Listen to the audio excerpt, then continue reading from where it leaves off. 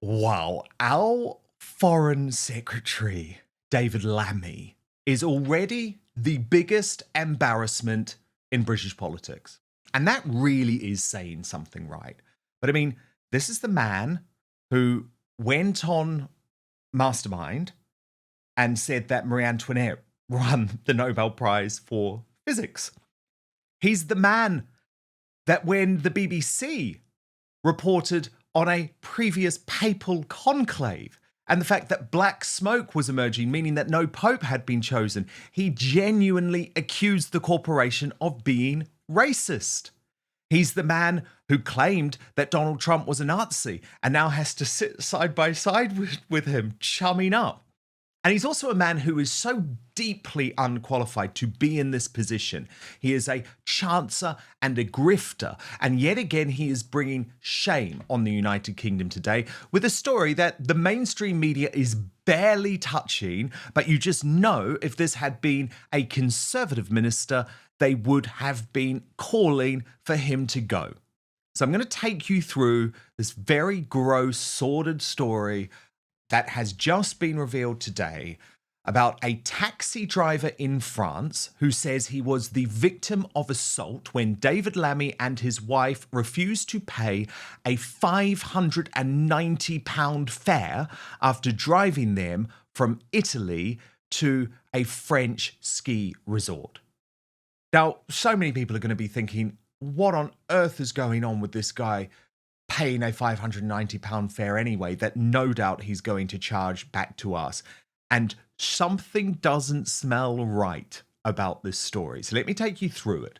The driver said he collected Lammy and his artist wife on April the 10th at the town of Forlì near Bologna after they had accompanied King Charles and Queen Camilla on a 3-day state visit to Italy. But he alleges that Lammy became aggressive when asked for payment after he drove some 6 hours into the night to reach Flaine, a French ski resort in the Alps. The driver claimed Lammy, who did not identify himself, snatched the receipt from his hand when he said it was up to the passengers to pay €700 out of a €1,550 total fare, the rest of which was covered by a transfer service used to book the trip. When they allegedly refused to pay, the driver said he left them at their destination and drove to the local police station to lodge a complaint. But the office also told French media that Lammy and his wife are suing the driver for fraudulently removing luggage and cash, with the Foreign Office declaring today that the Foreign Secretary totally refutes the allegations made against him. So the driver specifically told the police, on the night of April the 10th to the 11th, I was the victim of assault and violence by members of a British embassy during an international transfer where they refused to pay me. Get Transfer, who used my services, was supposed to pay me the difference, €850. They stopped the payment, and on the spot, the customer snatched the receipt from my hands. It is a well-known fact when you want to write the trip off as an expense report later on. So this is fascinating, isn't it, Father Calvin Robinson? And I think something smells really wrong here. And at the end of the day, it's all well and good for the Foreign Secretary to try and turn on this French taxi driver. But if this had happened with a Conservative Party member, there would be serious questions about whether this assault had actually taken place. Yeah, I'm still not entirely sure what's going on here. Is this a case of Lammy's trying to put more on the expenses than is due on the expenses, and that's why he got angry and this all kicked off? Or is like what's the motive behind this? Well, that seems to be what the taxi driver is implying, because he snatched the receipt without handing over the cash. Now, Right. The Foreign Office disputes that altogether. They say, we totally refute these allegations. The fare was paid in full. The Foreign Secretary and his wife are named as victims in this matter, and the driver has been charged with theft. As there is an ongoing legal process, it would be inappropriate to comment further. Now, that theft allegation, Father Calvin, seems to come from the fact that the driver went immediately to the police station. But my But argument even would... that, Sorry, you come in. I don't understand that either. It's like, so was he paid the full amount and then didn't give the change back? Like, what was stolen? Well, I guess Lammy's claiming that his luggage was stolen, but the driver is saying, I simply went to the police station to report that you hadn't paid the fare. The Right, thing... but there was a comment about cash as well, wasn't there? Yes. Is the allegation that the driver took cash out of the bag, or? I don't know. I don't think so. From my reading of it, the allegation of theft is specifically in regards to the fact that the luggage went to the police station. But Gotcha. I guess if you look at, because obviously there are always two sides to a clash like this, but I would look at the macro of this, right? The wider point. And do you not think it's massively unbecoming for the foreign secretary of our country to be engaging in some sort of tit for tat with a French taxi driver who, by the way, has driven this guy for 6 hours in the night, right? Like, that's a really difficult thing. Lammy obviously believed the fare had been paid for. The taxi driver believed it hadn't been paid for. But you're the foreign secretary. You're a very well-paid man, and you've got lots of means to deal with this after the fact. So surely if he was at all a respectful character, which we know he's not, given that he's called Brexiteers like you and I Nazis in the past, but if he were a respectful character, surely what he would have done is just paid the fare, dealt with it politely, got an additional receipt, and then claimed back or got his staff to deal with it afterwards. Do you see what I mean? The fact that he's entered into a row over this, which the taxi driver claims to be assault, is just so gross and grim and immature, if nothing more. But first, Father's Day, just around the corner. Did you remember that, by the way? And are you thinking right now, I have to buy something for my dad? Well, let me tell you, your dad does not need another coffee mug or pair of socks. It's time to give him something he'll actually use. So meet the Chairman Pro from Manscaped. It is the perfect Father's Day gift for the dad who deserves to look and feel his best. This isn't just any razor. The Chairman Pro is a high-tech, dad-approved grooming upgrade. It's an electric face shaver that can tackle up to 5 days of growth and features 2 interchangeable blade heads. Whether he's cleaning up for golf, dinner, or just another accidental nap on the recliner, make sure he does it in style. The Chairman Pro is perfect for the dad who taught you how to shave and now needs a reminder how it's really done. So have him join the over 12 million men worldwide who trust Manscaped by using the code Outspoken for 15% off your entire order at manscaped.com. Now, what's particularly brilliant about this product is that it has 2 interchangeable skin-safe blade heads. The first, the skin-safe 4-blade foil, is for that super close shave, and the skin-safe stubble trimmer is for that sophisticated 5 o'clock shadow look. Both are designed to help reduce razor burn and irritation so skin feels smooth and comfortable after every shave. Flex Adjust technology features a 360-degree contouring head and blades that flex and adjust to the contours of the face and neck, helping maintain great contact at skin at every angle.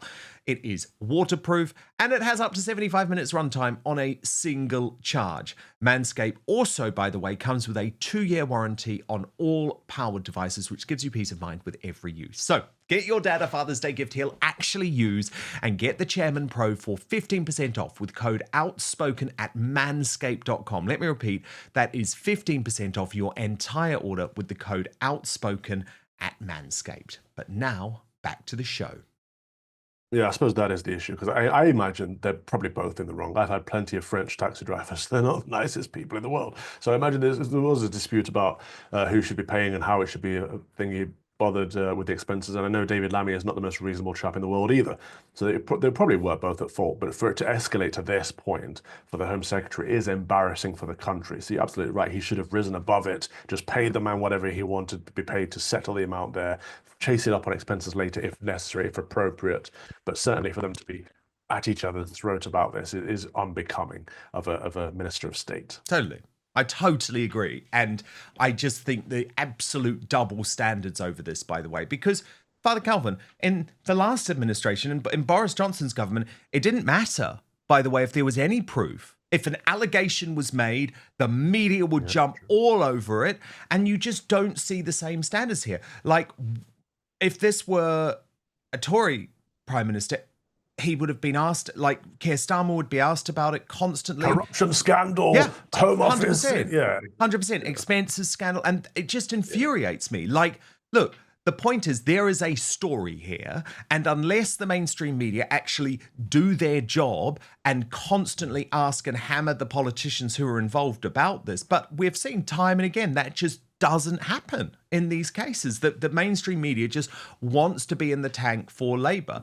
And I think there is something really seedy and scummy about this cabinet, because we've also seen claims that Ed Miliband, the Environment Secretary, the Energy Secretary, is spending huge amounts of money on flights and everything. And I just think everything they said when they got into government was all talk, and they have proven to be the worst form of champagne socialists, because actually, why on earth was he taking a £1,000 taxi anyway?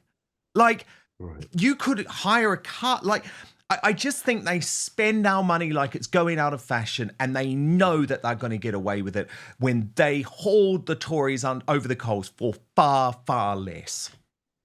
Isn't this what Margaret Thatcher said is the problem with socialism? In that eventually you run out of other people's money to spend. And this is what the Labour government are doing. They're just splashing our money around like it's their own. No, worse than it's their own. Like, they don't care about whose money it is, because they forget it's ours. It's yours and my money, taxpayers' money. We always knew they'd be hypocrites. We knew that Labour Party would be hypocrites when they got into government. The problem is, as you've pointed out, that the media are also hypocrites. The media should be the ones pointing out these scandals and this corruption and all this expenses and everything that they've pointed out with the Conservatives. Why are they not doing the same with the Labour? That's the shame of it all, because we knew Labour were going to be a horrible government, but we kind of, to some extent, expected better of the press. Well, I think we did, but I think we should, but I didn't necessarily expect it, if you see what I mean. But I feel like David Lammy is just such a disaster in this job of Foreign Secretary anyway. But they're all hypocrites, as far as I'm concerned. They are all hypocrites. I mean, Ed Miliband trying to bankrupt us over nut zero, spending £40,000 on flights. I just think it's completely disgraceful on so many levels. I also thought, by the way, that one of Starmer's responses in PMQs was disgraceful too. This is on the whole question of immigration and his language over immigration. Now, by the way, I'm absolutely not supporting what Liz Saville-Roberts, the leader of Plaid Cymru, said, because she is, one of those people on the hard left. But I'm interested to know what you thought of Starmer's very dismissive response. Saville-Roberts. This Prime Minister once spoke of compassion and dignity for migrants and for defending free movement. Now he talks of islands of strangers and taking back control. Somebody here has to call this out, Mr. Speaker. It seems the only principle he consistently defends is whichever he last heard in a focus group. So I ask him, is there any belief he holds which survives a week in Downing Street? Yes, the belief that she talks rubbish. Mr. Speaker. Now, Father Calvin, she'd got him there, and I really looked closely. I found the reaction of the two women to either side of him fascinating. Rachel Reeves, totally on board, ridiculous, over-the-top, fake laugh, because she knows that her political future is tied to Starmer staying in number 10. Angela Rayner, the Deputy Prime Minister, the woman who absolutely wants to replace him, she wasn't impressed by that answer, because the point is, Father Calvin, even though I don't agree with the politics of Plaid Cymru at all, at the end of the day, he has proven himself to be an empty vessel of a Prime Minister, and just dismissing other parties rather than actually trying to justify why you've had this total 180, I think shows what a scumbag he is. Yeah, I saw this one this morning. A mutual friend of ours, Nick Dixon, tweeted it and said he likes the new edgier version of Sir Keir Starmer. I don't like that. No, but the thing is, his rhetoric's fine. But I mean, look, if Keir Starmer was saying, okay, we're going to stop all immigration and I'm going to take part in a Trump-style mass deportation program of the 2 million people who are here, then maybe I'd take him seriously. But the point is, he's all rhetoric, he's all talk, and he's zero action. Because, no one's even trying to suggest that these policies, Father Calvin, are going to get net migration to below 250,000. So it's a joke. There's still going to be this invasion of our country. It's his attitude. And she had a very reasonable, very fair question right there. And I would have liked to have had an answer to it. I think the way he bats it off and dismisses her is problematic. I think it's rude, but I'm surprised people on his own bench didn't think it was misogynistic. But it's just not a good way for Parliament to be acting. And they're playing up to the cameras. And I've said this for a long time now. I think the cameras in the House of Commons were a mistake, because I'd rather them be getting on with business than them showing up for us on social media, trying to get a bit of clickbait in order to make themselves look good. I don't want Sir Keir Starmer to try and be a comedian. I want him to fix, as you point out, the immigration problem. I want him to have better policies and get on with it and answer important questions like the one asked by that Liberal just then. Well, to be honest, I think Angela Rayner was disgusted. Actually, I think she was disgusted. I think she thought it was misogynistic. And mark my words, we're going to see Angela Rayner, the ginger growler, as Mark Stein famously referred to her, on manoeuvres over the next few months. And just imagine the terrifying prospect of PM Rayner. I think it's coming, though. I think it's coming. Thank you so much for watching Dan Wootton Outspoken. Please click on my face just to the bottom left to subscribe to this brand new independent news source, and turn on the notification bell so you'll be alerted to our brand new live shows, uncancelled interviews, and special royal episodes.